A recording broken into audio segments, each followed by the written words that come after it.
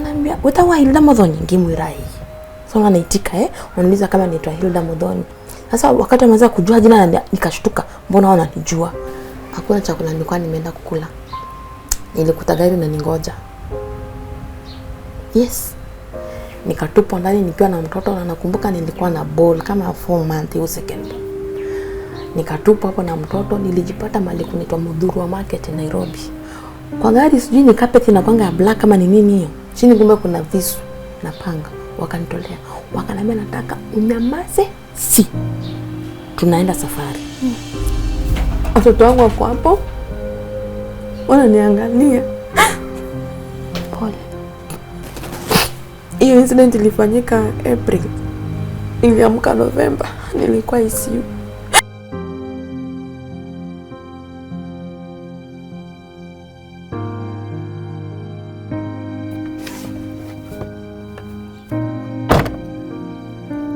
Sasa Hilda, how are you?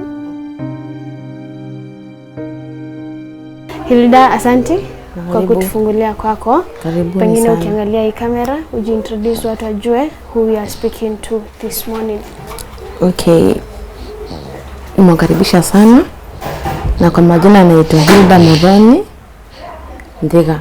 Na mimi ni mzaliwa wa Kirinyaga back 1992 na 94 mama akaenda Mombasa kutafuta kazi. Ni kama maisha Kirinyaga ilikuja kuwa challenge. So tulipofika Manyani kuna vile gari ilikuwa inasimama tunajisaidia. Akivuka akaenda akajisaidia, so wakati anarudi across barabara aingie gari alikanyagwa na akakufa on spot. And by that time nilikuwa na mwaka na nusu.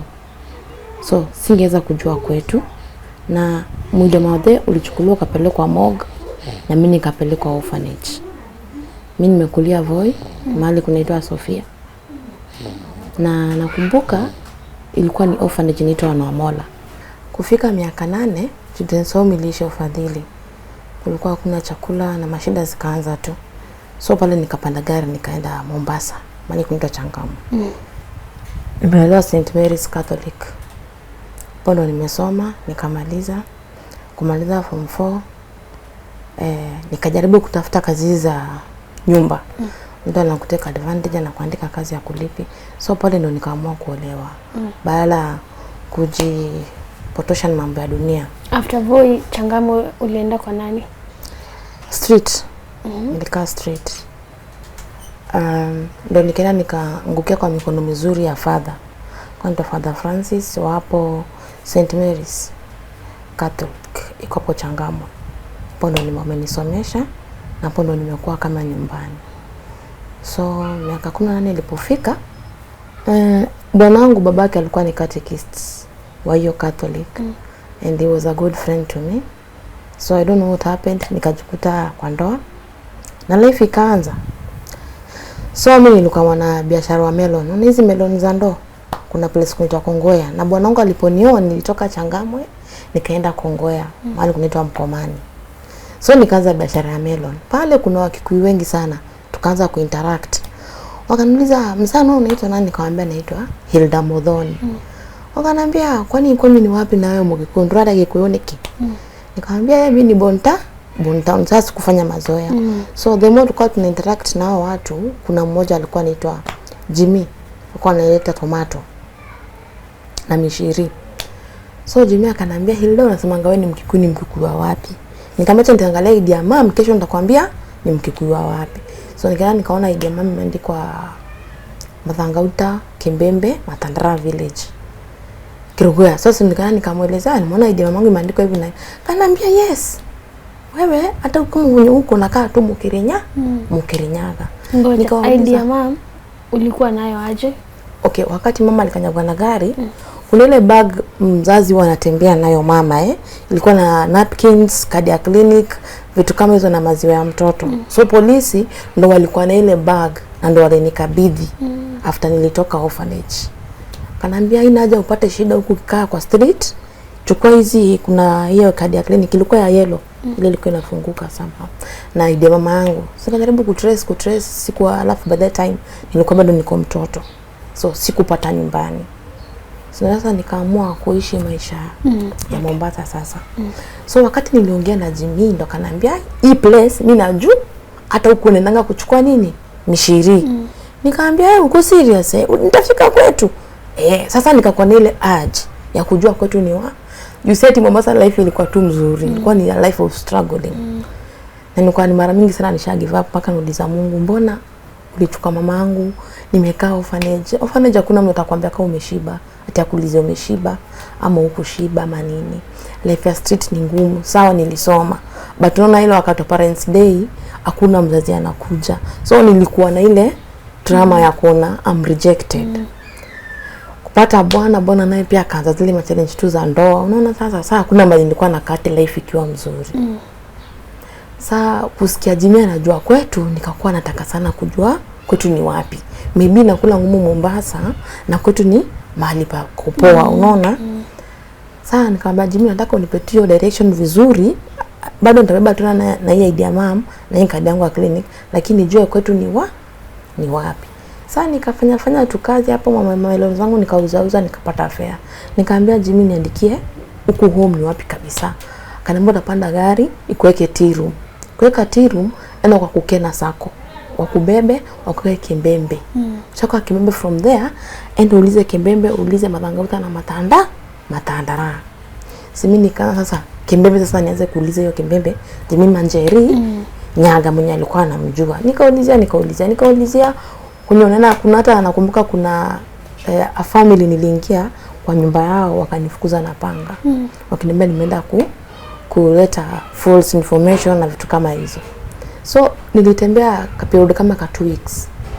Sasa siku moja nilikuwa nimefika hapo Madhangauta nikawa nimechoka na nilikuwa na mtoto kwa back. Ulitoka na mtoto Mombasa? Yes. Na hizo 2 weeks sasa unakaa wapi na mtoto? Kwa stage kuna petrol station nikapo Kememe na mpaka leo hii iko. Nilikuwa natoka kuzunguka nikitafuta jina mom ama relatives na nalala stage. Kile tu pesa kidogo niko nayo, chapati chafua na siku ina nini inasonga. So siku nilipofika Madhangauta nakumbuka nilikuwa nimekaa mahali kuna posts. Ka sign post kameandikwa welcome to Matandara Village Apostolic Church. So hapo ndo nilikaa. Kwa asubuhi kitu saa 1 hivi. Mama wale wanaendanga shamba wameanza kutokea. So kuna mama wawili walitokea hapo. Wakaniuliza mwile tu umweka. Yaani msichana uko salama? Nikawaambia wakinjuria wetagwa Hilda. Nikawaambia jitagwa Hilda. Kanambia wetagwa Hilda Modhoni ngimwirai. So wanaitika wanauliza kama naitwa Hilda Modhoni. Nikawaambia naitwa hivyo. Sasa wakati wameanza kujua jina nikashtuka, mbona wananijua? Unaona? Sasa nikasimama nikuuliza mbona mnanijua? Natafuta mtu sasa sinichuke bag. Nitoe ile ID naonyeshe ID mama yangu. Wakiugaeni huyo ni mwiretu Wanjeli. Akinidone ngaliko Mombasa. Wakaanza kupiga nduru. Mbusema kwa Kiswahili hiyo.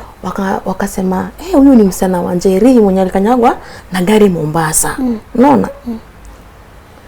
Wakaanza kupiga nduru na kiji wakaja. Walipojaa wakasema kweli unaona huyu msichana mamake alitoka naye huku kama anatembea na anakaa mamake hatuwezi uliza.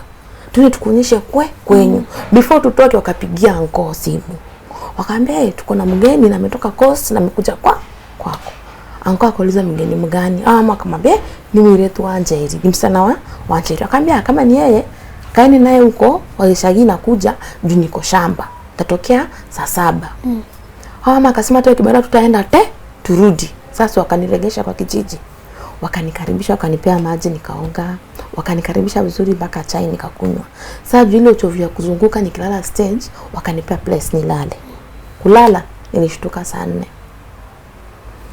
Huyo nilishtuka nikamwambia sasa nikaona tu jirani zaidi yule mama ni aunti. Nikamwambia aunti yangu amekuja.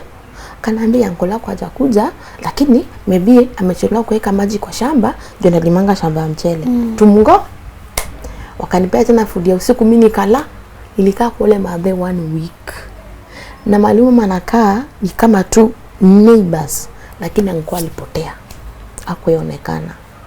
So vile nakaa kwa ule mama wanajua mimi sisikii Kikuyu wanaambia na liwe kae ango huyo niora gesagine arora niki arora ni mwale wake mwana wa sister yake uwe anaulizana kwani huyu ango yao msana amepotea kwa village kwa sababu ya mtoto wake amekuja.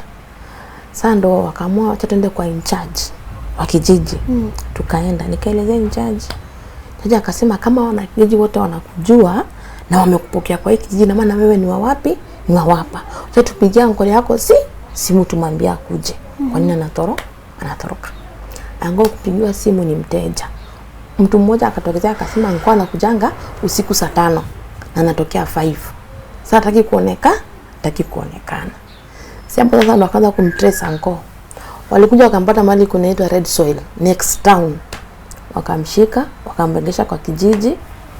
Wakamuuliza mbona anatoroka? Anko akasema mimi ni jini, sister yake alikufa na mtoto akakufa. So hiyo ilini affect pakubwa ati anko yangu ananye sister yake alikufa na where she was unclaimed. Alizikwa ile mass grave. So kuchukua mwili. Yes, sasa kilini hit that time ni hiyo. Kusikia ati anko anajua sister yake alikufa lakini hakuja kuclaim mwili. Niliumwa sana. I used to cry. Nikamwambia Mungu hata hiyo machozi utatu ifike mwisho. So anko kuulizwa pale tuko kwa meeting sasa unajua yeshagi ni mahali kitu kidogo kifanyika watu wanakuja wengi. So kuna hao wazee wanakunywanga kwa kijiji hawezi kosekana. Mmoja akakuja akasema anale kana ndo si anje elineke. Ndawi hao nilale kana ndo si anje eli. Sasa mimi sisikii ati anasema anakatana vizu mama yangu. Nitamwelea na utongomeno wao ni wa sister yake. Na mwana wake ni okay. Amune ndo si anyina. Yaani inamaanisha alikuwa anakatana vitu za sister yake na mtoto wa sister yake amekuja saa mpe vitu za sister yake. Hapo nikajua kuna shamba. So the uncle became more bitter. Atile kuniangalia. Ananiangalia ni kama yani tuko na ile hatred ya miaka. So anakijua akamwingilia juu paona hana support. Ilibidi chip in akasema ni sawa nimesikia na nimeomba msamaha sana vile nimefanya, nimetoroka. Wacha nichukue huyo mtoto ni kama mtoto wangu, tume na yeye kwangu, nimuonyeshe kwao, alafu tuishi vizuri. Sasa hapo nikajua nimepata familia, a place to call home. Hata kama mambo itashindikana kuna mali naweza kimbia. Sikesi kaisha. Wanakijiji wakafurahia. Mimi kana na anko. I remember I had ile Marlboro ya green yenye ilipigwa wakati Uhuru aliingia alitoa malailo. Ile paperback. Ilikuwa na ID na kadi ya clinic na nguo za mtoto na nguo zangu kidogo.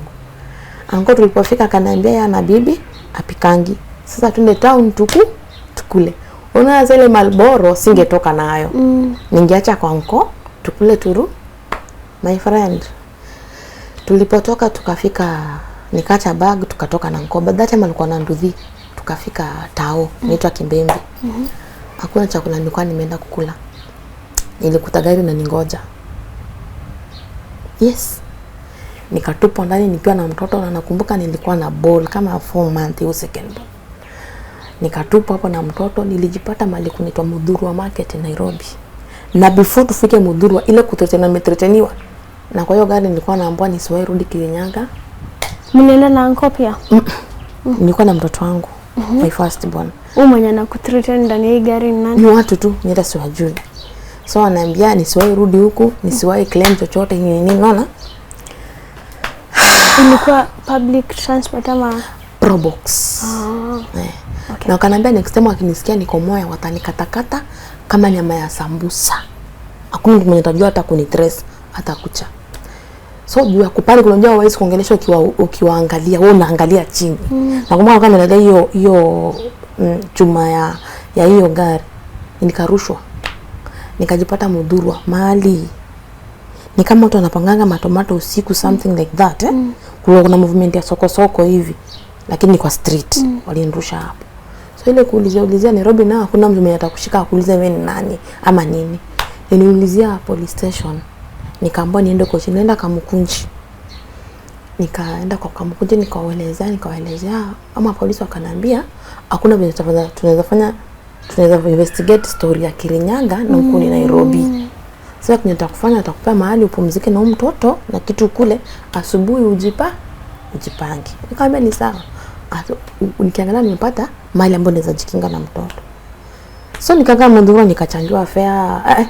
Nikalala hapo police station asubuhi nikaenda kwa soko Mdurwa. Wamama wale walikuwa wazuri wakanichangia fare. Nikarudi Mombasa. Nikakaa Mombasa nikachapa kazi. Sasa kuna mama hapo nilikuwa nimempea namba. That time nilikuwa na namba ya simu lakini sikuwa na simu. Ilikuwa ikatululu. Ilikuwa inafura battery inazima tu.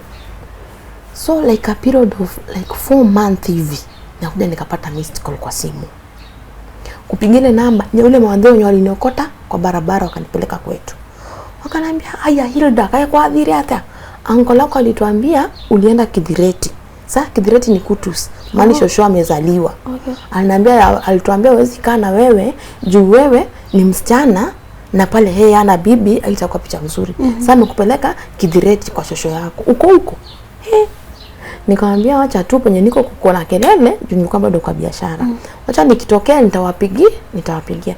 Kanaambia tupigie na sinyoko kila wakati ni mteja. Saa nilipotoka biashara jioni nikawapigia ndo nikawaelezea walishtuka sana. Hiyo communication tuka-communicate kaisha. Sasa ikawa tu ni salamu. So baada kama mwaka mmoja wale mama wakaja wakaniambia Hilda huyu uncle wako anataka kuuza shamba. Na anaweza auze mpaka share ya mama yako. Fanya bidii kuja kisha hii tutakushika mkono. Si lazima ukae kwake, unaweza kaa hata kwetu. Kijiji ni kuu na bado tuko hai. Nikamwambia ni sawa. Sasa nikamuuliza, sasa auntie nifanyaje? Akaniambia hapana, wewe tafuta fare. Ukuje tutakusupport huko kwingine. Si nikajipanga. Sasa tamu nilikuwa nimezaa. Niko na mtoto mdogo alikuwa na kama 3 months. Nikakuja tena bara. Nikaenda kwa leo mama. So amenishika mkono na kijiji. Tukaanza kwa charge. Tukatoka kwa charge tukaenda kwa wanamuita headman but ni assistant chief. Tukaenda kwa chief. Tukaongea na chief, tukaanza nje kwa chief, nilikuwa na mimi na mtoto wangu na yule auntie. Na sasa auntie akaniambia kuna kibarua cha yeye amenifikisha kwa chief. Nilikuwa sijui ni wapi. Mimi yeye aende kibarua atafute za kukula. Akaniacha hapo chief akakuja nikamuelezea. Chief akapigia simu anko. Nilikuwa shapigiwa simu na in-charge akaambiwa niko hapo kwa ofisi. So nikamuelezea chief akapigia simu anko. Wakakuja wakaongea. Chief akaniuliza unasika Kikuyu? Nikamwambia hapana. Sisikangi Kikuyu. Chief alitamka na mdomo wake akaambia anko jikia mbere wengutie nyama wengutie ngi nyama ine. That means nirushe kitu utoe inzi kwa nyama. Alipopeana hiyo pesa chief akaniambia wewe enda nitapigia uncle yako simu juu wewe una simu ama headman alafu atakwambia ile siku mtarudi. Sasa mimi ndo nirudi sasa. Lakini nilikuwa natetemeka. Nikijua uncle nikitoka naye kwa hiyo ofisi. Asijui kama uko mbele kama nangojewa ama singojewi. Nikaona the best thing nizafanya nikae hapo kwa chief. Ile mama atokee shamba nipate wapi? Hapo. Nikakaa hapo kwa chief mpaka jioni kitu saa 10. Ile mama akakuja. Nikampigia simu hiyo time. Akuja nichukue ndo akakuja wakiwa watatu. Sasa akanichukua nikarudi. Sasa nikauliza yule auntie, hiyo word yenye chief ametumia huko inamaanisha nini? Nikaona wamechunana. Ndo akaniambia hapo kwa chief utasaidia. Kesho natoka nani kupeleke wapi? Kwa DC. Nikamwambia ni sawa. Tukatoka tena tukaenda kwa DC. DC nikamwelezea, DC akapigia chief. Chief akaanza kujiuma azimu. Kujiuma hiyo kesi yao msana nimemfanyia. Kwa hiyo msana na shukrani hivyo na hivyo. Chief akamwambia, DC akamwambia hapana ni vizuri ukuje usikie msana na kwa ako hapa. Chief akasema kwa mkutano atapatikana mpaka kesho. Na yeye DC akasema atapatikana itabidi tufanye kesi na Dio. Mimi nikarudi tena kwa kijiji nikalala asubuhi na nikaamka nikaenda huko. Kufika huko kwa Dio tukaongea nikaambiwa ni step nje. Wakabaki na chief sijui kwenye waliongea. Nikarudi wakaniambia wakaniita tena. Kurudi wakaniambia sasa Hilda unajua utafanya kesi ya shamba ukiwa na watoto. Nataka nipige simu saa hii kwa children's home. So umeelewa children's home? Nikamwambia nataka nipige simu children's home au watoto wako wachukuliwe wapelekwe children's home. Alafu wewe na utafute kazi huku kumoya ufanye maana kesi ya shamba iishi leo ama kesho. Sasa sawa hiyo siku. Kwa nini upeleke watoto children's home? Juu nafanya kesi ya shamba. Nikamwambia watoto wangu sasa wapeleka children's home naomba tu mnisaidie. Huyo madam akaniambia tuweze kusaidia. Saizi kwanza kubali simu ndio nimeshika kwa mkono. Nipige ofisi kujia hiyo ofisi huko ikujia watoto waende. Alafu na utafute kazi ufanye shamba ikiendelea kufanya kesi. Sasa unapo nimechanganyikiwa, sina otherwise. Nikakaa hapo nje. Ilikuwa kitu kama saa 5. Nikuulizia sekretari mwingine hapo, nikamuulizia kwani unaendanga aje? Huyo madam akanambia hapana, nakupatia fare upande uende mpaka Kirugoya. Uende kwa county commissioner. Na uingie kwa hiyo ofisi na usitoke kama hujamuona. Umuelezee. Madam anafanya hapo kwa DC. Si nikafanya hivyo. Nikaenda wapi? Kirugoya. Na kwa county commissioner nikamuelezea, county commissioner akapigia DC. DC akapigia chief. Ndio sasa tukarudi kwa hiyo ofisi tena mara nyingine tena. So DC akaambia sasa jumu sana mfano mpaka county commissioner, yenye utafanya mtafutie mahali wewe analala, tufanye kesi yao Thursday. Unaona? That day was a Friday. Tufanye kesi Thursday. So ni kama another week. Chief akanichukua tukaenda kwake, ana nyumba za kupangisha kando na penye anakaa kando. Akanipea room moja, akanipea mattress, nikalala hapo na mtoto. Sasa on Sunday, kumbuka that day was on Friday. Sunday nilikuwa nafua hapo kwa tap. Hiyo nyumba ulikuwa ukiingia, hiyo plot ukiingia ni choo, tap, room zingine huko mbele. Wanaume 3 wakapita. Wakanipita hapo kama nafua. Wakaenda huko kwa room next, ilikuwa mlango iko wazi, wakagonga. Wakauliza, hodi. Wakaambiwa karibu. Habari nzuri. Tunauliza msana anaitwa Hilda na ametoka Mombasa. Huyo jirani akasema, kama ni wewe Mombasa, naona kama ni yule pale kwa tap. Sasa wakanipoint, wakarudi. Wakanambia Hilda habari, nikamwambia mzuri. Tumetumwa na DC, kuna documents za shamba, natakana uende usign. Mimi nikiangalia juzi ilikuwa kwa DC. Hii ni uko? Acha nifanye nini? Wafuate. Acha niwafuate. Nikamwambia kuna baridi, acha niendesha watoto wangu sweta tuende, my friend. Kamalisha watoto sweta, tukitoka hapo nje, gari ilikuwa inaningoja. Tukaingia kwa gari. Haina viti. Iko nje. Kanambia usijali, hii ni gari ya kuuza tomato. Inabanga nyanya. Ndio maana inakaa ingia tu. Nilipoingia kwa gari sijui ni carpet inakuanga ya black kama ni nini hiyo. Chini kumbe kuna visu na panga. Wakanitolea. Wakanambia nataka unyamaze. Tunaenda safari. Nikanyamaza. Nilipelekwa mahali kuna bango limeandikwa welcome to Embu. Kuna forest huko chini. Wakanipeleka huko chini. Na watoto? Yes. Watoto walifungua kamba pale kando, mimi hapa. I was tortured. Niko na skau ili mzima. Walikuwa wananiingiza hii screwdriver kwa miguu, wananichokora. Wananiambia nini nafuata. Yes, I have scars. Hizi. Mpaka huku. Wananichokora miguu, wananiambia nini natafuta Kirinyaga. Nataka shamba, nipeleke shamba wapi? Nisiwahi dai shamba. Wakanidunga visu kwa tumbo. Yaani awadungi walikuwa wanadunga hivi na wanaisokota. Nikaona katika hawa watu kuna yule mmoja mwenye alinipeleka Nairobi, anakuanga na scar hapa. Nikamark sura. Nikauliza mbona mnanifanya hivi? Mimi sina mali naweza enda. Natafuta tu mali ambayo naweza ita nyumbani. Na huku ndo kwenye mali ametoka. Mbona mnanifanya hivi? I was tortured.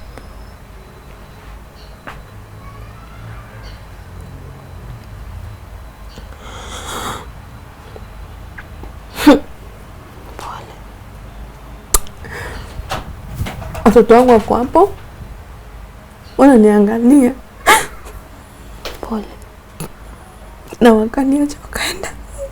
Wakaniacha hapo kwa forest na mtoto. Na bleed. Sisi sikia hiyo mwili yote imekufa ganzi. Watoto wangu wako pale, ule mkubwa amelia, amejikojolea, amejiendea popuju ya kushtuka. So pale watu wakawa juni kwa forest, nafikiri kulikuwa na sauti na wakasikia sauti.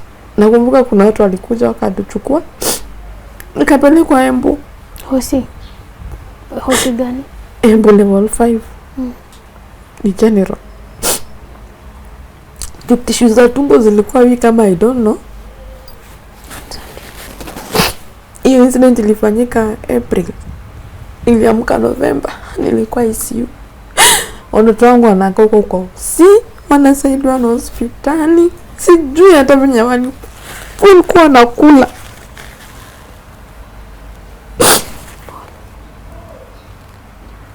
So kuamka nilijipata hizi kwa room niko na makana. Hizi mawaya kwa kifua, niko na kitu ilikuwa imeingia kwa mdomo mpaka uso wangu ilikuwa inatoka kama unga. Huyo administrator wangu akaja akanifuata akaniambia, Hilda, you're a fighter. Be strong because of your kids. Kuna madam anaitwa ni Joyce. Ndio alikuwa anakaa na watoto. Akaniletea watoto wangu nikawaona. Huyo mama akaniambia jipe nguvu kwa sababu ya watoto. Ndio nikatoka hapo ICU nikapelekwa ward.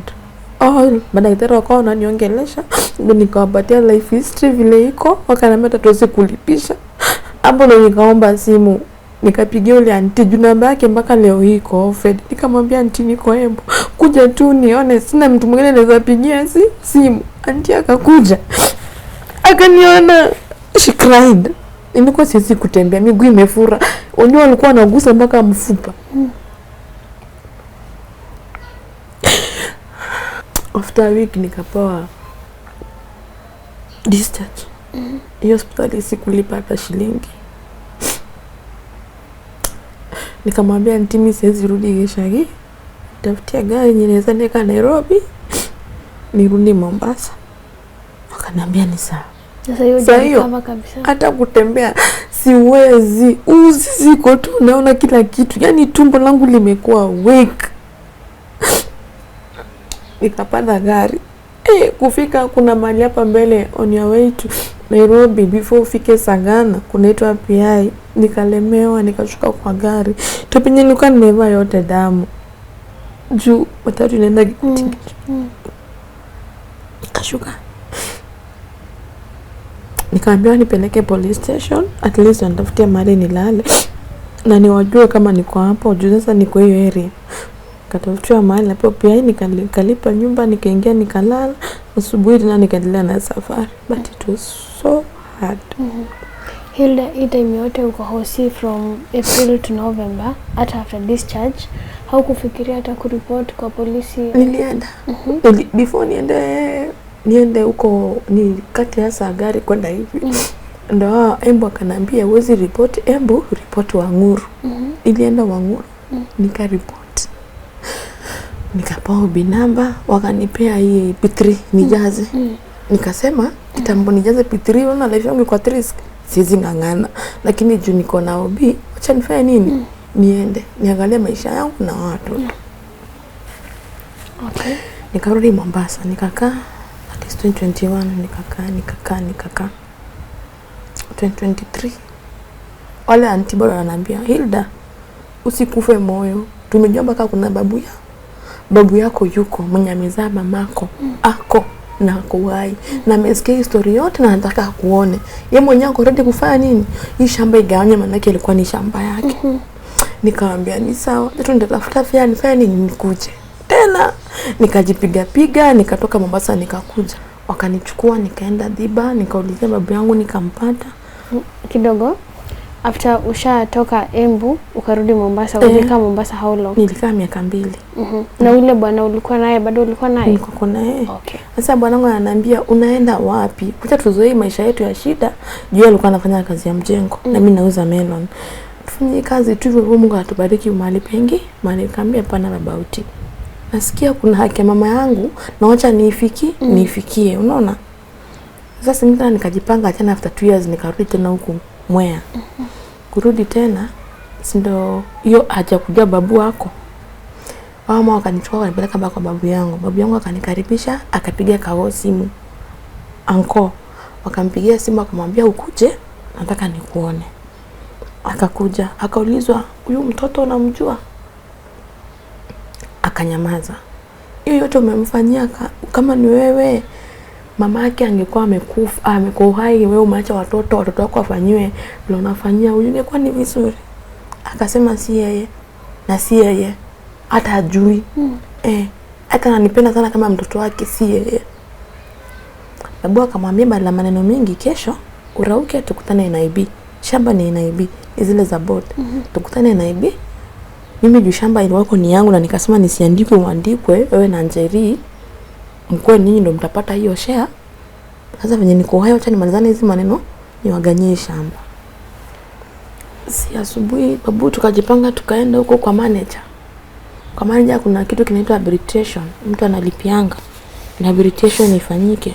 Babu akalipa tukaanza process ya shamba. You know, katikati ya wiki, kabla ya wiki iishe, babu alipatikana amepoisoniwa na akakufa. The same week babu alipoisoniwa, the same week I was attacked tena.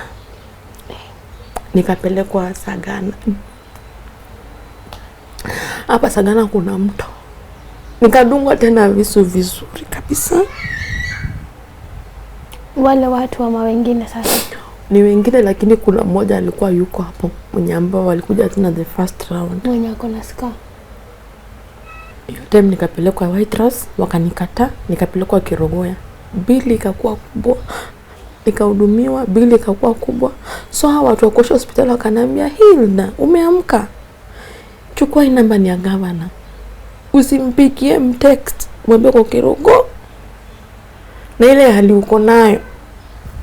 Nikamwambia ni sawa. Katafuta simu. Kaeka line, kachukua ile namba nikatext governor wa Iguru. Kamwambia governor so niko Kirogoya, bili imekuwa kubwa. Nilikuwa attacked by A, B, C, D.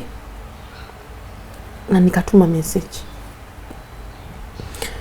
Kama kitu 3 hours hivi, nikaona kuna mtu amekuja kuulizana hapo kwa ward.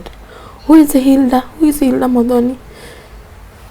Watu wa waivers, unajua waiver kwa government. Akakuja kanambia bili yako italipwa na nini, ilikuwa prayer yangu. Italipwa na governor. Kwa hivyo kesho unaweza enda nyumbani. Nikamwambia ni sawa. Mimi nikalipwa bill nikatoka. Sasa nikaenda kwa auntie. Nikamuuliza hata kama tanga babu siwezi enda. Alizikwa tayari. Kula kwa kina babu nilienda, shosho akaniambia huko hakuna mali yangu, hakuna share yangu ya shamba. Share yangu iko Matandara. Na hiyo babu alikuwa anakaa mali kunaitwa Diba. Sasa niko na OB, nikaenda police station, nikamwambia police at least hata kama nafuatilia hii case, mnisaidie na security. Bara nikaenda police, nikashtaki, wakaniandikia OB, wakanituma kwa DCI. Nikaenda kwa DCI mmoja hapo, akanitisha do nikawa sina ile first incident ya Embu. Hapa Sagana kuja DCI yo mwingine. Nikaenda kwa hiyo DCI yo. Hiyo DCI akaniambia haezi chokora vitu zilifanya na wenzake. Hawezi kutoa makosa ama kurejelea kesi yenye mwenzake alifanya. Niende kwa media. Nikosa wenda kwa media ama mahali pengine, au wataitwa kama DCI wakujie maiti waipeleke mochari. Alisema hiyo wa wapi? Hapa Wanguru. Nikarudi kwa ntini kama mbole DCI ameniongelesha hivi na hivi, akaniambia twende wapi? Kirogoya. Kirogoya ndo kuna hiyo headquarter wa region. Kwenda kwa region sasa itafanya kumpigia simu. Kupigia simu sindakona nimefika kule, akaita anko, niliambiwa nitoke nje. Akaongea na anko hapo. Nikaona anko tena ametoa kitu amepatia DCI hiyo. Nilienda mahali pengine. Simi nikae. Kutravel naweza? Siwezi. Ikabidi nikae huko. Bwanangu ikabidi vitu zake Mombasa tuuze. Sasa tuna hasulingi tu huko live. Sasa hizi siwezi toka nje. Hata tutoka kusoma, nimeongea na mwalimu wa hiyo shule anasoma, anawakujiangia kwa mlango. Hata tutoka kwa shule wako safe. Ni mara 3 huyo anko anaeka juu sumu. Anapatia mtu bodaboda apelekee watoto shule. Mpaka nikatoka kwa hiyo shule nikawapeleka ingine. Sasa mimi nauliza haki yangu iko wapi? Nijaribu kwenda police station na kuna nifanye nini? Na kwa DCI yule ambao ende kwa media. Kwa DCI ananiambia kabisa niende kwa media au ni DCI watakuja wataitwa wakuja wachukue mwili wapeleke mochari. Na kuna mali wao watakuwa wamefanya nini? Wamelose na hawezi nisaidia. Juu sina pesa. Na anko huwa anakupigia simu? Atuongei. Huyo anko langu hajawahi hata nisalimia, hata ananichukia. Mimi sijui nilimfanya nini. Sijui kama alikuwa na grudge na madhe, mimi sijui. Ni anajua. Na yako na watoto? Ako na watoto 3. Kuna tukiongea off camera uliniambia hata hapa uliwekwa na well wishers? Church. Mtu anakuambia kuja hii. Kama kwa TikTok huwa anaongeanga na mabesti zangu wengine hapo wako majuu. Kwa ni mtu alimbaia hii kiti. Si mimi nilibai. Wewe anakuambia Hilda niko na fridge nisitumie. Unaelewa kama vile umeniuliza nikupate wapi? Unaona? Nilianza na zako. Unajua zako? MC zako. Nilianza na huyo. Nikatoka kwa zako na nikakuja kwa huyu anajiita Jessica's. Nikatoka kwa huyo nikakuja kwa Jessica's, lakini hakuwa na hizi nini. Hakuniweka online. Ni mtoto wa cyber, lakini hakuniweka online. Nikajaribu kwenda kwa watu wa media ikashindikana. Hawa kina Citizen, kina nani Sasa huyu county. Naitwa county mwenye nilikupigia. Huyo ndo alikuwa wa pili. Sasa kuna watu na kijiji wenye wanajua. Hata huyu lawyer huyu mama yake ni wa Matandara. Anifanyia kesi freely. Kesi iko kotini. Sasa hii iko kotini. Lakini bado uko threatened. Yes. Hata kotini siendi. Mimi nakaanga indoors hivi. Ndio nikikaa nikapa kwa veranda nje. Lakini kukaa nakaa hapa ndani. Kama ni Mombasa nikisema nende Mombasa, sasa niko na mali. Uko nimejenga ama nini? Unaona? Ni mali tu kwenda kurent bado. Sasa sijui nifanye nini. I don't know. Bwanangu ni orphan. Hana mbele, hana nyuma. Babake alikufa akabaki hivyo. Na babake alikuwa ameoa second wife. Huyo alichukua hiyo area yote akafanya ni kwake. Hawezi rudi huko. Huyu ni Mjaluo. Sasa kama ninyi wote mkuja huko. Sasa kama Tuko inaweza nisaidia tu nipate usaidizi. Inaweza kuwa vizuri. Juu saizi nikakufa watoto wangu wanakuwa machokora. They have no one. Hawana shosh, hawana kukaa, hawana mtu yote. So Hilda, mtu mwenye anaangalia interview, umetuambia hiyo mara ya kwanza venye anko alikudanganya mnaenda kula ukarushwa kwa gari, walikwambia usiwairudi hapo utakatakatwa, na ukakuja ukakatakatwa, true to their words. Mbona ulikuwa na keep on kurudi huku Mwea? Okay, hii mara ya kwanza nilikuwa tortured. Niko na support ya hiyo kijiji, the villagers. And wananiambia they will be there for me. Like hata ningitaka kutoka kwenda mahali kama ni kwa DC ama wapi, tunaendanga na wao. Unaona? Alafu pia hii mara ya mwisho nilisikia kuna babu.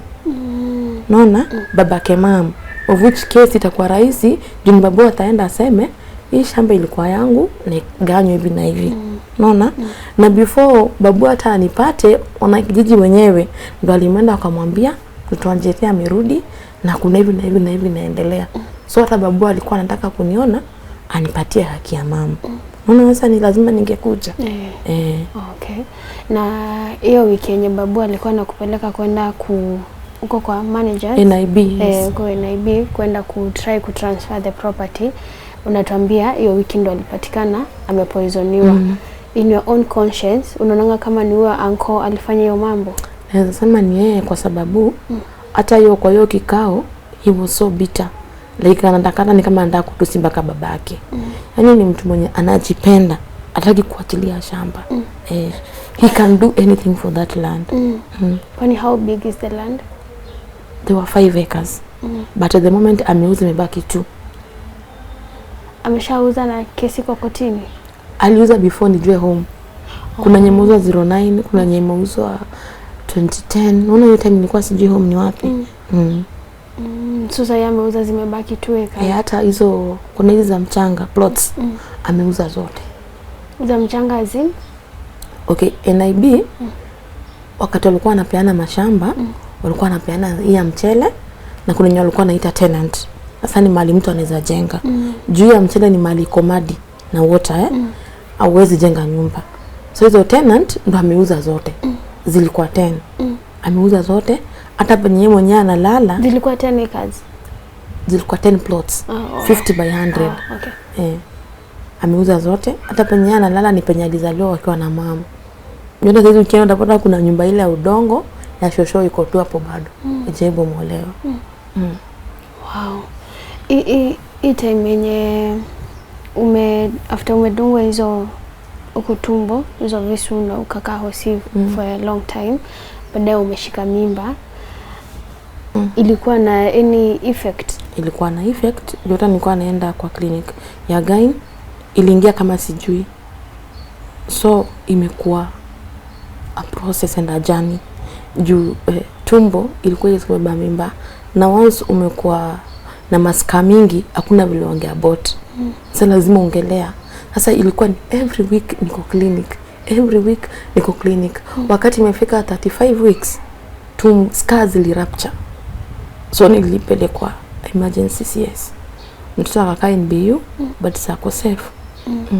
Okay. Sasa hii Hilda, unatuambia hata kutoka nje imekuwa ni unaogopa. Juu your life is at threat. Sasa mnajisustain aje hapa ndani, like your basic needs, kukula, well wishes, like villagers, majirani, yes. Na pia chenye naenda dosati nitachukua hivyo maji. Wananielewa, wanastana na mimi maombi.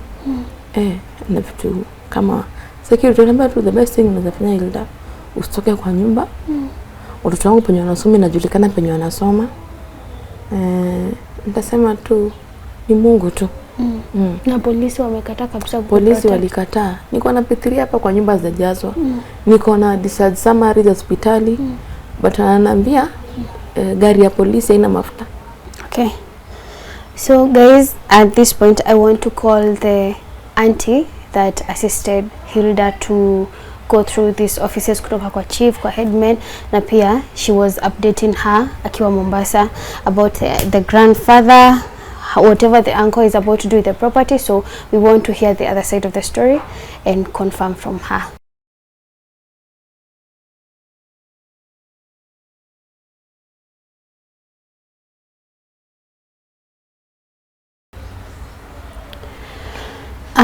So unfortunately the auntie didn't pick our call, so we are trying the lawyer who is helping Hilda on a pro bono agreement, right? Ndo tujue whatever is really happening. Utaongea naye kwanza ndo asinini. So we pray that we atashika. Hello? Wakili. Yes. Ni Hilda. Yes, Hilda. Nilikuwa nasema si nilikwambia niko na watu wa Tuko. Na alikuwa amewaona, nimwambia nimeambia nifanyiangia kesi. So umpatie proceedings ambayo venye kesi iko. Kidogo. Sasa. Hello, wakili. Hi, how are you? I'm fine, thank you. My name is Mercy from Tuko. Yes, ma'am. Yes, I've called just to get your side of story about Hilda's case, and maybe you can shed a light on the progress. Yes. Now, Hilda came to me some time ago. I decided to give her my services pro bono. So what she has been having, she has been, she filed for an application. Hello, can you hear me? Yes, yes. Yes, she filed for an application to get letters of administration admitted. That means that she will be given the authority by the court to sue on behalf of her deceased mother. Okay. And so that is the application that has been going on in court. Yes, and we were given a grant on the 14th of May. 14th of May this month. We were given a grant by the High Court of Korea. At Korea Law Court. And so now with that limited grant, she will be able to institute a suit now, claiming to get claiming on behalf of her late mother. Yes. So that is actually what has been happening. So later after that, now after this matter, now that this matter has been concluded, she has an opportunity now to follow up on behalf of her mother. Go to the court and claim whatever the inheritance that our mother was entitled to. So that has been the whole court process in short. Okay. Mimi nataka kumwambia anko ni Mungu amsamehe, ampe maisha marefu, na pia vile vile Mungu anipe moyo wa kusamehe na kusahau. Na simchuki. Hata I wish angenichukua kama familia, haya yote yasingelitokea. Na nimemsamehe. Kuna relative wako mahali anafanyia an orphaned child venye anko alikuwa anakufanyia. Watu kama unaweza waambia aje? Naweza waambia maisha ni Mungu anapeana. Sisi sote ni binadamu na ni viumbe. Kenye hungetaka kufanyiwa usifanyie mwenzako. Hiyo tu. Okay, asante Hilda. Kwa mtu mwenye anatazama na angetaka kukusaidia kwa lolote lile, ukiangalia kamera, unaweza sema unaweza taka kusaidika aje na pia venye wanaweza kupata. Okay. Mimi naitwa Hilda, nakaa Kirinyaga Mwea, hapa Ngurubani. Na kugonjeka ndio nifanya nikabaki Mwea. Tuko na maisha mengine ya Mombasa. But juu nimegonjeka muda mrefu, tuliuza kila kitu ndio tupate madawa kutibiwa. Bwanangu ni mgeni huu mji, hana kazi. Kazi anayofanya ni ya kuanika mchele, na sometimes aitoe kazi ya rangi, na si ati ni kila siku. So life imekuwa challenge. Kukula, pampa za mtoto, watoto wengine wawili wanasoma, imekuwa ni challenge. Hata hii kiti mnaona ni mtu tu alininunulia mama. Nafanya kazi huko kwa county. Alininunulia akaniletea. So life imekuwa ngumu sana, na ningependa kufanya biashara. Kama kuna mtu hapo nje anaweza nisaidia, nipate pesa kidogo nianze biashara. At least chumvi kiisha kwa nyumba nanunua kama mama, ingekuwa ni vizuri, na pia itakuwa ni msaada kwangu na kwa hii familia yangu. Ni tu mbarikiwe. Okay, asante. Pengine watakupata kwa namba gani?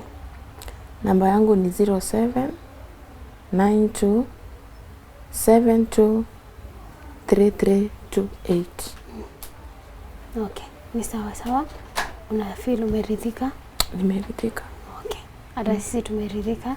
Subarikiwe. Amina. Na kila kitu will work out for you. Amen. Kanyi mbarikiwe na mzidi kusaidia wengi.